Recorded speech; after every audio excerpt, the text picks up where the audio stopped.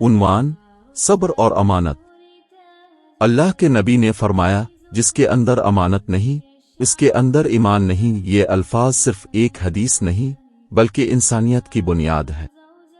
इंसान की पहचान सिर्फ माल और दौलत से नहीं बल्कि इसकी दियानत, सब्र और अमानतदारी से होती है। इसी हकीकत को उजागर करती है एक कहानी जो न सिर्फ दिल को छू लेती है बल्कि जिंदगी का रुख बदलने की ताकत रखती है। कहानी एक गांव के दो दोस्तों की है, हामिद गरीब, मेहनती, ईमानदार और साबिर। फहद खुशहाल, जाहिरी तौर पर नेक, मगर दिल में दुनिया की लालच।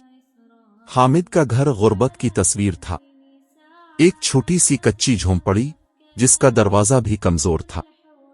अंदर एक बीमार मां बिस्तर पर पड़ी थी, बीवी दिन रात फिक्र में डूबी रहती और दो बच्चे अक्सर भूखे सो जाते।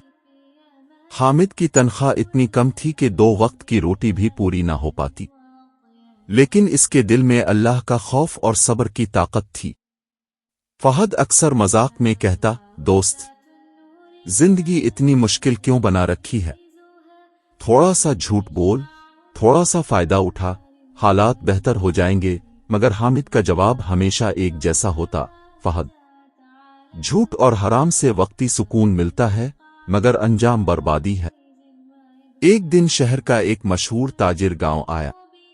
वो किसी दियानतदार शख्स की तलाश में था ताकि अपनी कीमती अमानत सोना, चांदी और नकद रकम किसी काबिल एतमाद फर्द के पास रख सके। गांव के सब लोग मुत्तफिक हुए कि अगर कोई सच्चा और अमानतदार है तो वो हामिद है। ताजिर ने हामिद पर भरोसा किया और अमानत उसके सुपुर्द कर दी। हामिद ने अल्लाह को गवाह बनाकर वादा किया कि जब भी ताजिर मांगेगा वो ये अमानत पूरी दियानतदारी से वापस करेगा। अब असल आजमाइश शुरू हुई।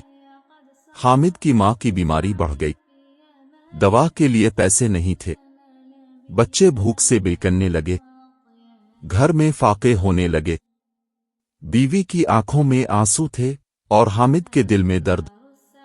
इसी दौरान फहद आया और बोला, दोस्त, तेरे पास इतनी अमानत रखी है, थोड़ा सा इस्तेमाल कर ले, जब ताजिर वापस आएगा तब वापस कर देना, आखिर जरूरत ही तो है। हामिद लम्हे भर के लिए खामोश हुआ। दिल में ख्याल आया, लेकिन फौरन कुरान की आयत याद आई, बेशक अल्लाह तुम्हें हुक्म देता है कि तुम अमानतें उनके अहल तक पहुंचाओ। अल-निसा 58। उसने फहद को जवाब दिया, मैं भूखा रह लूंगा, बच्चों को सब्र सिखा लूंगा, मगर खियानत नहीं करूंगा। लोगों ने मजाक आड़ा, पागल आदमी है, इसके पास दौलत रखी है मगर खुद फाके कर रहा है। बीवी भी एक दिन रो पड़ी और बोली, अगर हम मर गए तो इस अमानत का क्या फायदा? हामिद ने बीवी का हाथ थामा और कहा, यह जिंदगी आर्जी है, अगर हमने सब्र किया तो अल्लाह हमारी मदद करेगा, अगर खियानत की तो दुनिया भी जाएगी और आखिरत भी। कुछ दिन बाद ताजिर वापस आया। वो सीधा हामिद के घर पहुंचा और अपनी अमानत तलब की। हामिद ने फौरन पूरी अमानत इसके हवाले कर दी, एक सिक्का भी कम न था। ताजिर हैरान रह गया। उसने कहा, हामिद, मुझे खबर मिली कि तुम्हारे हालात बहुत खराब हैं, फिर भी तुमने खियानत न की। तुम जैसे लोग ही असल दौलतमंद हैं। ताजिर ने हामिद को इनाम के तौर पर बड़ी रकम दी और कहा, आज के बाद तुम मेरे कारोबार में शरीक हो। हामिद के हालात बदल गए, गुर्बत खत्म हो गई, घर खुशहाल हो गया।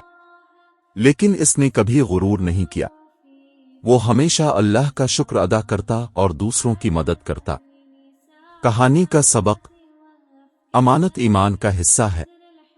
सब्र करने वाला कभी महरूम नहीं रहता। लालच इंसान को तबाह कर देता है।